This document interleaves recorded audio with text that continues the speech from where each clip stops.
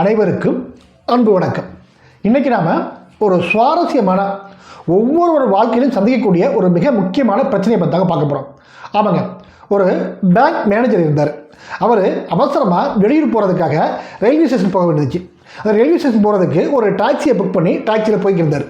அப்படி போய்கிட்டு இருக்கும்போது அவங்களுக்கு முன்னாடி ஒரு காரு எந்த விதமான இண்டிகேட்டரும் போடாமல் சடனாக திரும்பிட்டார். உடனே இந்த டாக்ஸி டிரைவரும் அந்த கார் மேலே இடிக்காமல் ரொம்ப சாதனையாக செயல்பட்டு அந்த கார் பக்கத்தில் போய் நிப்பாட்டார். ஆனால் அந்த முன்னாடி கார் திரும்பினாலே அந்த டாக்ஸி அவர் இவரை பார்த்து கண்ணா அப்படின்னு திட்டார். பார்த்து வர மாட்டியா, இன்னும் கொஞ்சம் நேரம் தான் கார் மேலே மோதிருப்பேன், கொஞ்சம் உங்களுக்கு அறிவே இல்லை அப்படின்னு கண்ணா அப்படின்னு அந்த டாக்ஸி டிரைவர் திட்டார். ஆனால் இந்த டாக்ஸி டிரைவர் எந்த வித கோவப்படாமல் சிரிச்சுக்கிட்டே சரி பரவாயில்ல போங்க போங்க அப்படின்னு சொல்கிறார். சரின்னு அவர் திடீர்னு போயிட்டார்.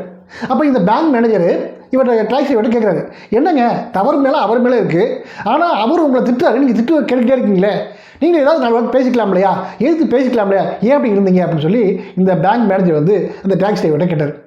அந்த டாக்ஸி டிரைவர் சொன்னார், சார் அவர் சரியான குப்பை வண்டி சார், இந்த மாதிரி குப்பை வண்டி இந்த உலகத்தில் நிறைய பேர் இருக்காங்க சார் அப்படின்னார்.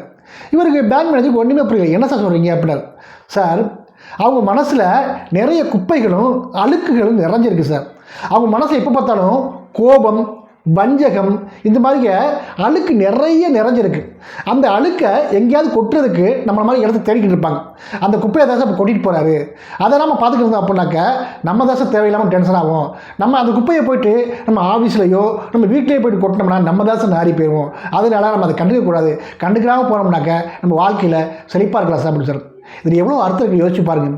ஆமாங்க, இன்றைக்கி வாழ்க்கையில் வெற்றி பெற்ற பல பேர் இந்த மாதிரி குப்பை வண்டிகளை கண்டுக்கிறதே இல்லைங்க.